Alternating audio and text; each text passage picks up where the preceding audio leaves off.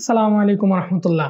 আপনি জানেন ব্যথার ওষুধ আপনার শরীরের জন্য ক্ষতিকর, তারপরও ব্যথার কারণে আপনি ব্যথার ওষুধ খাচ্ছেন। কিন্তু আপনি কি জানেন আপনার হাতের কাছে পাওয়া যায় এমন কিছু মশলা যেগুলো আপনি যদি ব্যবহার করেন আপনার ব্যথা কমে যাবে, তার সাথে সাথে আপনার শরীর থাকবে নিরাপদ। চলুন সে সম্পর্কে আলোচনা করা যাক। প্রথমে যে মশলার কথা আসে সেটি হচ্ছে আদা। আদাতে জেনজিওল নামক একটি কমপ্লেক্স উপাদান থাকে যেটি কক্স-2 এনজাইমকে ব্লক করে এবং অ্যানাসাইডের মতো কাজ করে। অর্থাৎ এই আদার যে উপাদান আছে সেটি ব্যথানাশক এবং অ্যান্টি ইনফ্লামেটরি উপাদান হিসাবে কাজ করে, যার কারণে আপনার শরীর থেকে ব্যথা দূর হয়ে যায়। হলুদে কারকিউমিন নামক উপাদান আছে যেটি ইনফ্লামেশনকে কমায়, যার কারণে যাদের জয়েন্ট পেইন এবং আর্থ্রাইটিসের ব্যথা আছে তারা হলুদ ব্যবহার করতে পারেন। দারুচিনি প্রোস্টাগ্ল্যান্ডিনকে কমিয়ে ব্যথাকে উপশম করে, যার কারণে মাসেলের যে কোনো ব্যথা এবং মেনস্ট্রুয়াল সাইকেলের সময় মেয়েদের যে অ্যাবডোমিনাল ক্রাম্প হয় বা পেটে যে ব্যথা হয় সেটিতে দারুচিনি খুব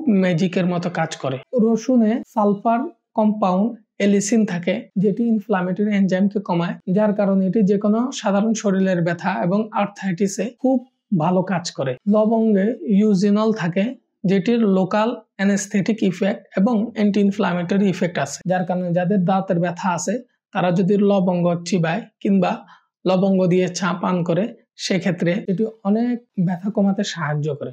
গোলমরিচে পাইফেরিন নামক উপাদান থাকে যেটির অ্যান্টি ইনফ্লামেটরি ইফেক্ট এবং অ্যান্টি পাইরেটিক ইফেক্ট সাথে অ্যানালজেসিক ইফেক্ট আছে, যার কারণে মাসেল সোরনেস বা মাসেলের যে কোনো ব্যথা কমাতে এটি খুব গুরুত্বপূর্ণ ভূমিকা পালন করে। জিরা স্মুথ মাসেলকে রিল্যাক্স করে এবং ডাইজেস্টিভ সিস্টেমকে উন্নত করতে সাহায্য করে। যে কোনো মানুষের পেটে ব্যথা কিংবা পেটে ব্লটিং বা বুটবুট শব্দ হওয়া বা গ্যাসের অস্বস্তি ইত্যাদি কমাতে কালো জিরা খুব ভালো কাজ করে। মেথি আর্থ্রাইটিস, মেনস্ট্রুয়াল পেইন, সাইনোসাইটিস ইত্যাদিতে খুব ভালো কার্যকর ভূমিকা পালন করে। কাজে আমরা এই সমস্ত ঘরোয়া মশলাগুলো ব্যবহার করে অনেকটা নিজেদের ব্যথাকে কমাতে পারি, তার সাথে সাথে আমাদের শরীর অনেক বেশি সুস্থ থাকবে। আজকে এই পর্যন্তই। অন্যদিন অন্য কোনো গুরুত্বপূর্ণ বিষয় নিয়ে আলোচনা হবে।